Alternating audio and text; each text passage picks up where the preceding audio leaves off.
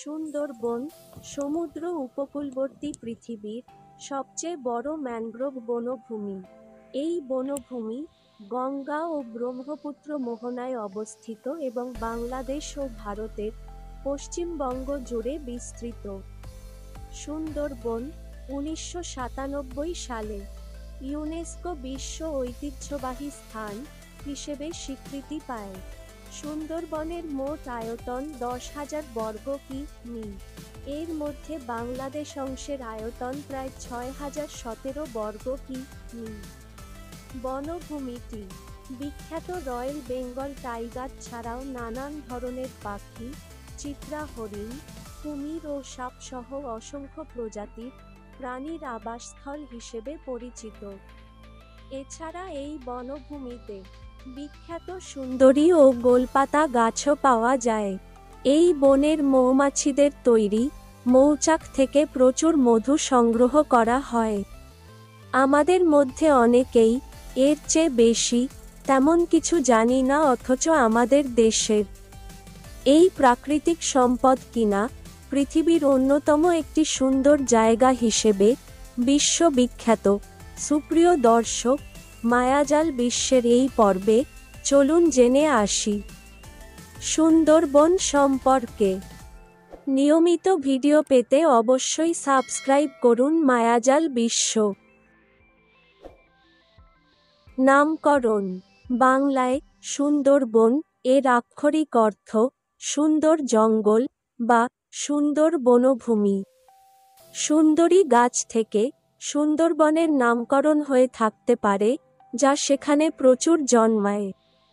অন্যান্য সম্ভাব্য ব্যাখ্যা এরকম হতে পারে যে এর নামকরণ হয়তো হয়েছে সমুদ্র বন প্রাচীন আদিবাসী থেকে, তবে সাধারণভাবে ধরে নেওয়া হয় যে সুন্দরী গাছ থেকেই সুন্দরবনের নামকরণ হয়েছে।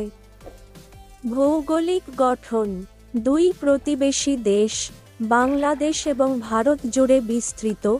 সুন্দরবনের বৃহত্তর অংশটি 62% বাংলাদেশের দক্ষিণ পশ্চিম দিকে অবস্থিত।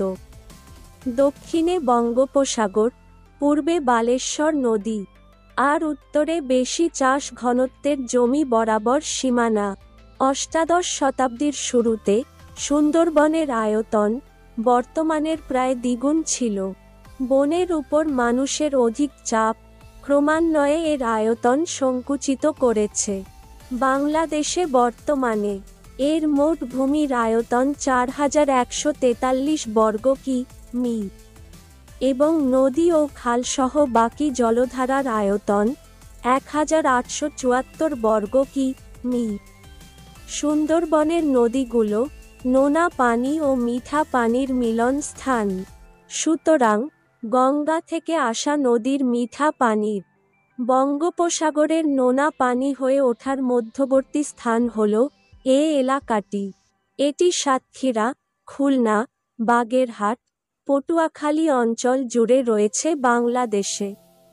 উদ্ভিদের বিচিত্রতা সুন্দরবনের প্রধান বনজ বৈচিত্র্যের মধ্যে রয়েছে প্রচুর পরিমাণে সুন্দরী, গেওয়া, গরান এবং কেওড়া।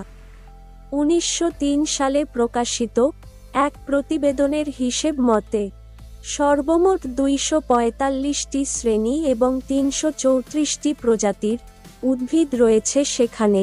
এই প্রতিবেদনের পর সেখানে বিভিন্ন ম্যানগ্রোভ প্রজাতি ও তাদের শ্রেণীকরণের এর উল্লেখযোগ্য পরিবর্তন হয়ে গিয়েছে। বনজ প্রকৃতিতে খুব কমই অনুসন্ধান করা হয়েছে এসব পরিবর্তনের হিসেব রাখার জন্য। ঘাস ও গুল্মের মধ্যে রয়েছে শন, নল খাগড়া, গোলপাতা ইত্যাদি। কেওড়া নতুন তৈরি হওয়া পলিভূমিকে নির্দেশ করে এবং এই প্রজাতিটির বন্যপ্রাণীর জন্য জরুরি, বিশেষ করে চিত্রা হরিণের জন্য।